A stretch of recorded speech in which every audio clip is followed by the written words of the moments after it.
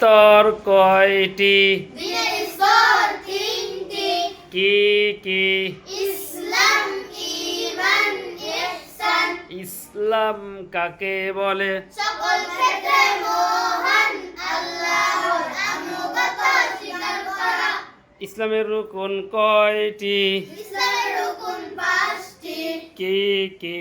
দুই কালিমার সাক্ষ্য দেওয়া, সালাত আদায় করা, যাকাত প্রদান করা, হজ করা, রমাদানের সিয়াম পালন করা। দুই কালিমা কি? আল্লাহ ছাড়া সত্য কোনো মাবুদ নাই, মুহাম্মদ সাল্লাল্লাহু আলাইহি ওয়াসাল্লাম আল্লাহর একজন বান্দা ও তার রাসূল। সাক্ষ্য দুটি কি?